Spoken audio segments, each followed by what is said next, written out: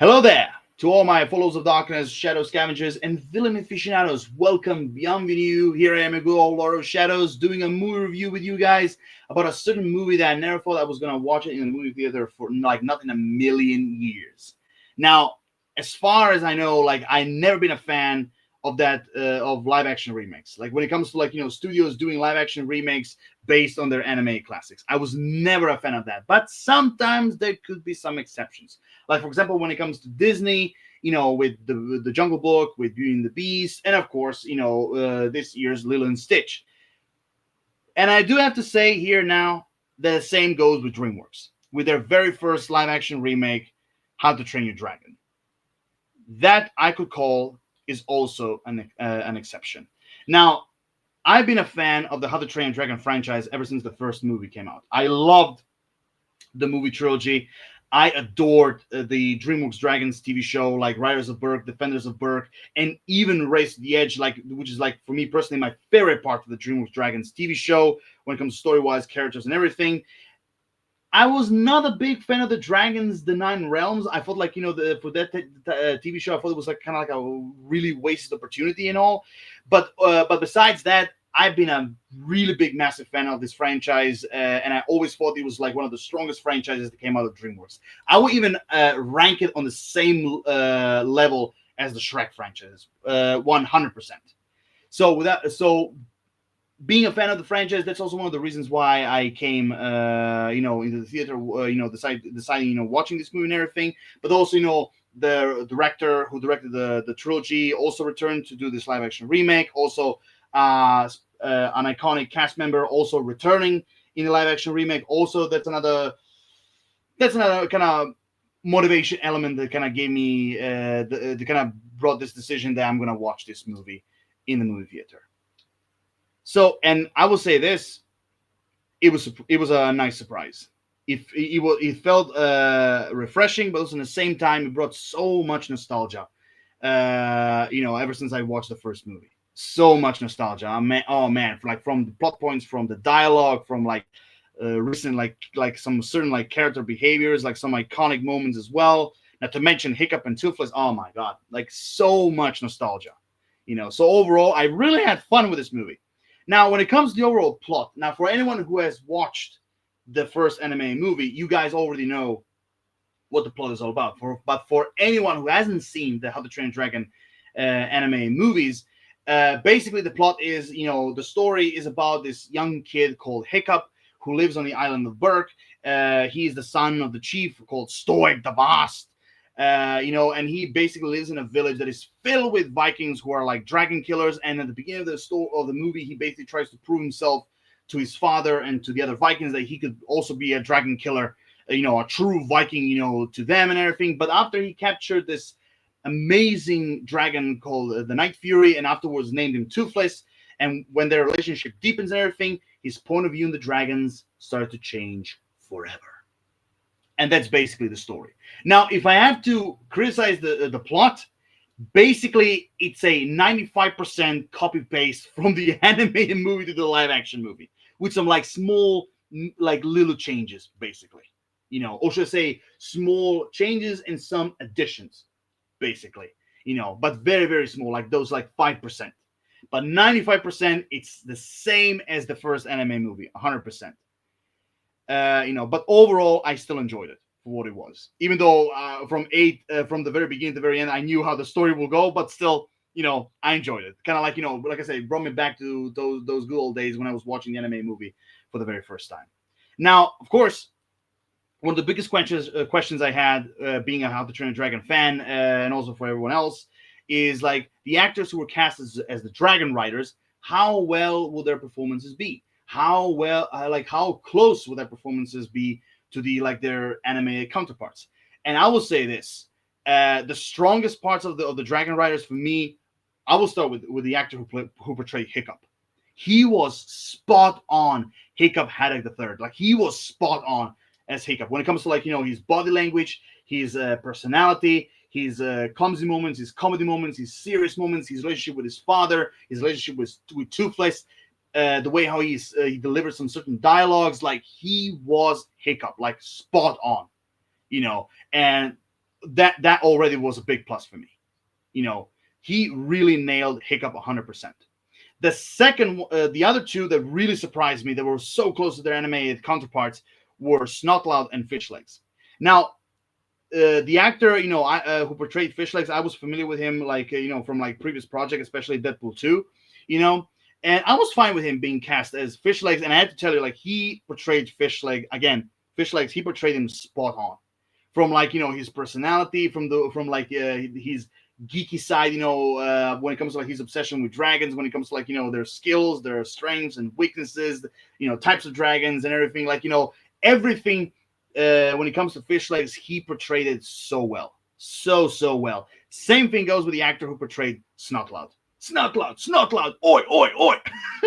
I really wish that they added that in the movie, and I hope they will do that in the second or the third, because it became so iconic ever since I saw it in the DreamWorks Dragons TV show. But anyway, the actor who portrayed Snotlout was really, really good. I was really impressed the way how he portrayed him, from like from his ego, from like his arrogance, from like being sometimes a dummy. He's also trying to get closer to Astrid, or also his relationship with Hiccup and everything. Like, he portrayed Snotlout spot on. And I will say this: I really love the addition of like one of the reasons why he's like that.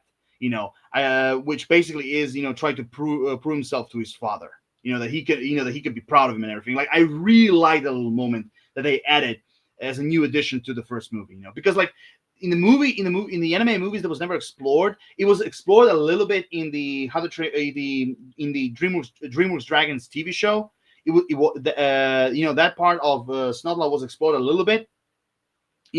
But still, I really like that they added this into the live action version as well. Now, with that being said, the negative side of the Dragon Riders, I do have to say, goes to the actors who played Astrid and the actors who portrayed the twins. I mean, like I said, don't get me wrong, both their acting was like solid and everything, but they didn't scream Astrid and Roughnut and Toughnut to me. Like, for example, when it comes to the twins, like, their acting was solid, even when it comes to like their comedy moments and everything. But I don't know, like, there was something missing. There was something missing that made them exactly like the twins from the animated version.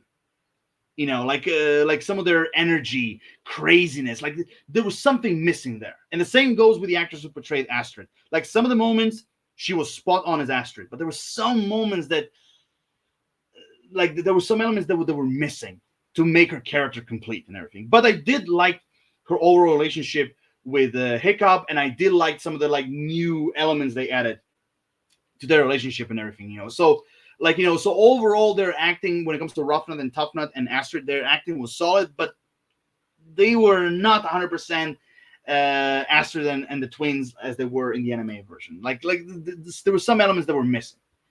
Now with that, but of course, like, that is all forgiven because like how extraordinarily well Hiccup and Snotlout and Fishlegs were portrayed. So that other part, all is forgiven. But the other part that really made me worried, but also at the same time excited, was Gerard Butler returning as Stoic and Nick Frost being cast as Gobber. Now, I know a lot of people were disappointed it wasn't Craig Ferguson returning as Gobber, but honestly, Nick Frost, he was great as Gobber. He was really, really great as Gobber. Funny as hell. I love his moments with Hiccup and his moments with Stoic. He really brought Gobber back to life.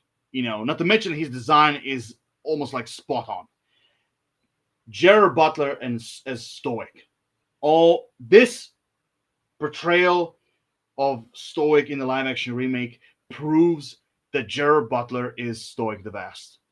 He is Stoic from his physicality, from his personality, from his relationship with Hiccup. He's from like action sequences that he had against the dragons, from all the way to the very end.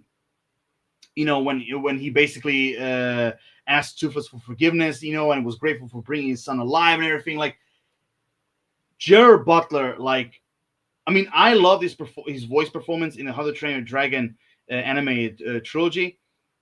But this portrayal of Stoic in live action remake makes me love him as Stoic the Vast even way, way more. And I'm so happy that Jared Butler returned for this role. I'm really, really happy that I'm really glad that he did. And with that being said, I do hope that Kate Blanchett will return as Valka as well.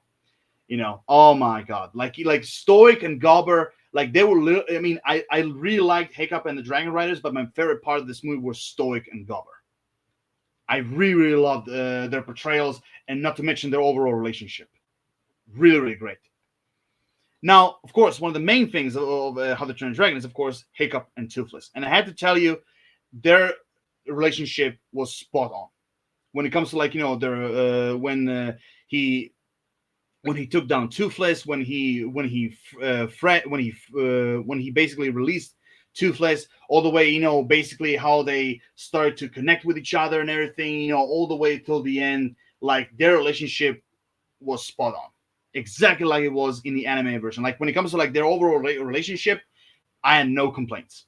Everything about it, everything about their relationship was spot on, just like in the anime version. So that's one thing also that for me was a big, big praise.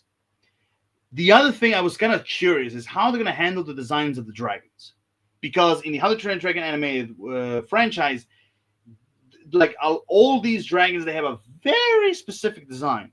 Not very traditional dragon-like designs. I mean, some of them, yes, but a lot of them, not so much. So I was kind of curious how they're going to handle them, when it comes to like live action wise. And I have to tell you, the CGI on them, beautiful, absolutely almost spotless.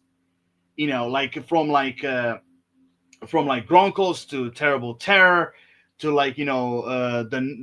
Nightmare, like to Toothless. Oh my god, the CGI on Toothless was so beautiful. The way how his scales and and the overall his eyes and everything, like the overall, even like the expressions on him and everything, like the movements, the way how they CGI'd Toothless and the other dragons was beautiful. Absolutely beautiful. Like I really had no complaints on the CGI.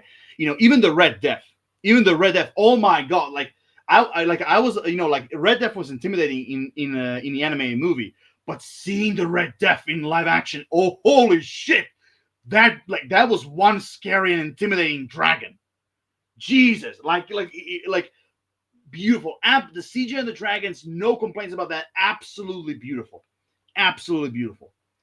Now, with that being said, of course, one of the things is like which I mentioned at the beginning: original versus new. Like what changed? What is the same? Like I mentioned before, 95% of the movie is basically copy paste from the anime version brought to live action. Like there were like some, like I said, the changes they did are basically very small when it comes to certain dialogues, when it comes to like I said, adding that relationship between Snotlout and Spitelout, father and son relationship, also some of the relationship between Astrid and Hiccup, also Hiccup and Toothless, like some moments with Stoic, again, there are very, very small changes. They're not that big and everything. So that's why I said that 95% of the movie is basically the same. But I will say this: some of the changes they did, they worked for the most part. For the most part, they worked. So when it comes to that, no complaints whatsoever. And with that being said, when we come to the final thoughts, now overall, I really enjoyed How to Train a Dragon, the live action remake. I really did. Like, so it was refreshing, but it was at the same time so nostalgic.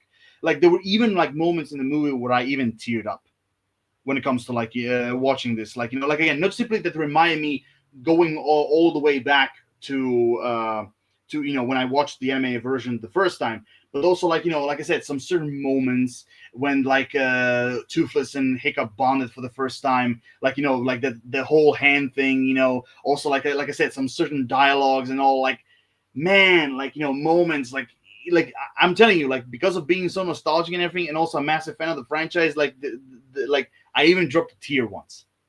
I literally did, Also, the soundtrack, oh my god, it's like just like the movie, it's 95%, the same, a little bit updated, but also really great, and he hits the marks like almost every single time. So overall, is it a perfect movie? No, But is it a fun ride? Yes, and it's also very nostalgic, if I may add that as well. So with that being said, I mean, if I have to rate How to Train Your Dragon live action remake, I mean, I'm gonna give it a solid 8.5 out of 10. I mean, some people might be surprised, but I'm gonna give it an 8.5 out of 10 overall. With like the recent remakes that shall not be named, that we had and everything. Besides Lilo and Stitch, I would say How to Train Your Dragon was such a refreshing thing to see in the movie theater. So for anyone who hasn't seen the live action How to Train Your Dragon remake, go in the theater, give it a chance. Trust me, I believe you. You're not gonna be disappointed. And also, at the same time, I believe this movie is gonna give people the overall energy and will to also watch the animated versions as well. And with what I had in this live action remake, I cannot wait to see what the sequel is gonna have. Because even the director mentioned that How to Train Your Dragon 2 might even go way more different than what the animated version was. Which of course, by all means, go ahead. But with that being said, I'm gonna give How to Train Your Dragon live action remake 8.5 out of 10. I was not disappointed at all. And with that being said, here I am done. Read the video, guys. Comment, like, subscribe, give me your personal thoughts and ideas. If you have seen the How to Train Your Dragon live action remake, put your overall thoughts in the comment section down below. What did you thought about Hiccup? What did you thought about the other dragon riders? Stoic, Gobber, the CGI on the dragons, story-wise, everything about the How to Train Your Dragon live action remake in general. Just put it in the comment section down below. Stay tuned for more. As always, Lord of Shadows signing off. Or, as I like to say, later, fuckers.